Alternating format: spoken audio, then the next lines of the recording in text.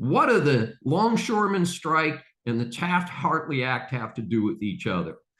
This is Dr. David Shine, and welcome to Business Law 101. A strike by the International Longshoremen's Association can have a major impact on consumers and industries throughout the United States. This would impact 45,000 dock workers and at most major ports.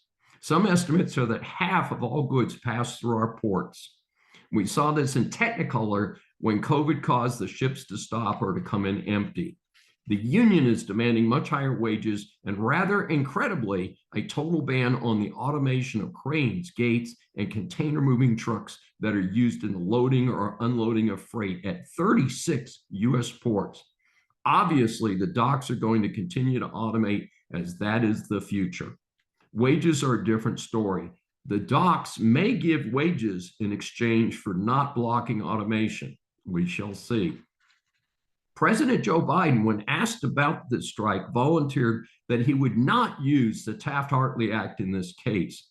That was a surprise, since a major strike would have a near-term impact that could affect the quality of life for people voting on November 5th. The strikes could cause a ripple effect as truck drivers and others would have less work. So what about Taft-Hartley? In 1935, the Wagner Act created a powerful government umbrella over the labor unions. This led to a decade of unionization in the United States. That, of course, included World War II, 1941, 1945. During the war, unions were not supposed to strike, although there were a number of labor problems. However, after the war ended in 1946, there were massive strikes in the United States. This caused major disruptions in the United States economy, just as it was trying to transition out of war production into consumer production.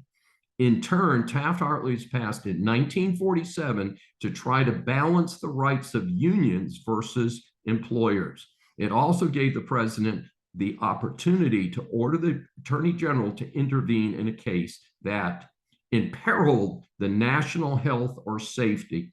The AG could forbid the threatened strike for up to 80 days and has actually criminal enforcement authority.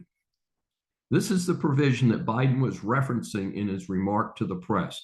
Given that the two sides have not even met to negotiate since June, I think a presidential intervention ordering the sides to the table with a federal mediator is certainly in order. While the strike is starting, if the impact is fairly immediate, watch for the position of the administration to change, perhaps. This is Dr. David D. Shine for Business Law 101. Tune in again.